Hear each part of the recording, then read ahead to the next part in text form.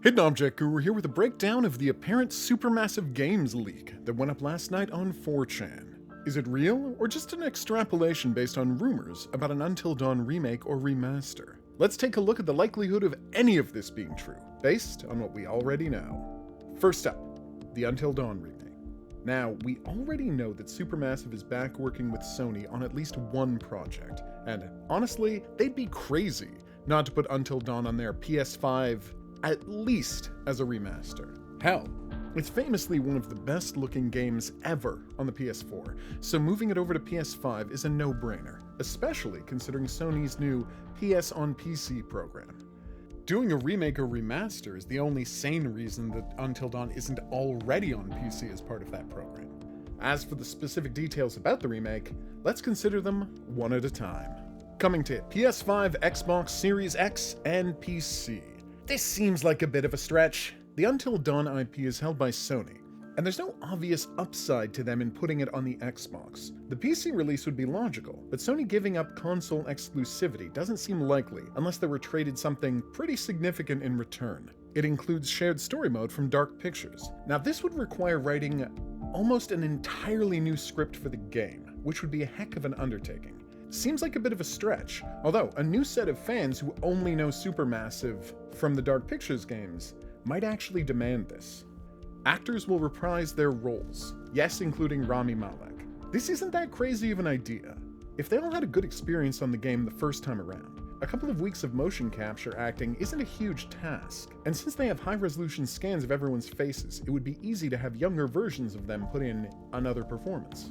They may have changed the game canon to add it to the Dark Pictures universe. This would require turning the IP over to Supermassive and/or Namco, which again seems like a real stretch for Sony. That said, replacing the Dr. Hill scenes with the Curator would be the best thing imaginable? I don't see it happening.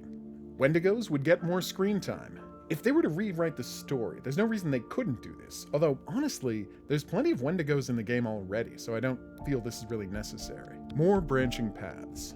If they're rewriting the whole game, there's no reason not to do this. More screen time for characters such as Matt and Jessica. Matt already has plenty of screen time. More Jessica would be nice, though. More deaths. Well, I certainly hope so.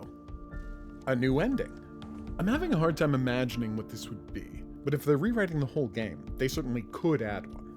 New paths. Okay, from what they were told, Chris, Ashley, and Josh can die in the first half. Now this would mean that the Psycho story would be real, and Josh would have to be a completely different character. Then again, the original version of Until Dawn on the PS3 had an actual slasher, so maybe this is something they're desperate to do, harmonizing the two different versions of the game they created. Although, were they to do this, then Josh would likely actually be the murderer, and essentially become irredeemable as a character. No more plot armor for characters like Mike and Sam. Mike can now die in the sanatorium, Sam can now die in the caves. Now this would tie in with the new ending concept, and honestly, it's kind of ridiculous that Mike survives so many Wendigo attacks in the sanatorium if you screw up the QTs.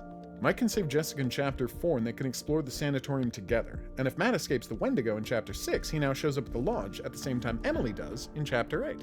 This seems weird. Instead of taking a chance to mix and match characters, like having Matt and Jessica meet in the mines and Emily end up in the sanatorium with Mike, we'd just be getting more scenes with the existing pair-ups. So, how likely is this to be true? A lot of it matches up with popular fan requests, and a bunch of it seems like a stretch given the fact that Sony holds the IP rights. So overall, this would be a beautiful thing if true, but I can't say it's all particularly plausible.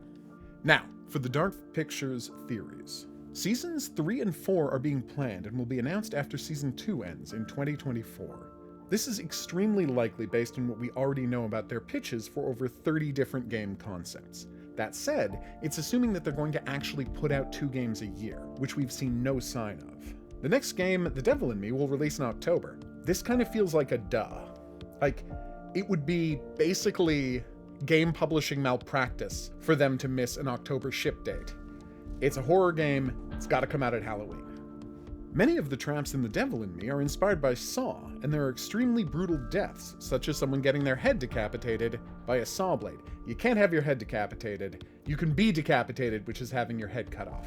Anyway, that's not important. We've already had a bunch of Saw imagery in the trailer, so this seems like a very, solid prediction to make, whether you know anything or not. They're planning to go back to 2 games per year in Season 2. Hopefully? But is this really doable? The drama with all of the technical issues around the Curator's Cut update for House of Ashes suggests that 1 game per year might be what they have to stick to for a while. That said, if Unreal Engine 5 speeds up production, this could happen. Game 5 Winterfold release in 2023, and so will Game 6 Directive 8020. Both of them are nearly finished. Winterfold being Game 5 isn't that preposterous. So far, the game with the most obvious reference in an earlier game has appeared 2 games later. There's a clear reference to House of Ashes in Man of Medan, and a direct reference to the idea of a TV show investigating serial killers in Little Hope.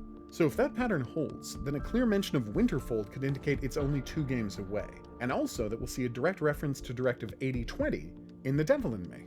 Winterfold is about a mold virus outbreak heavily inspired by The Last of Us's cordyceps that has infected a whole town, turning them into flesh-eating zombies, and you play as a family trying to make it out alive. The general consensus is that Winterfold is about zombies, and with the comment about researching mold, it's easy to make this connection.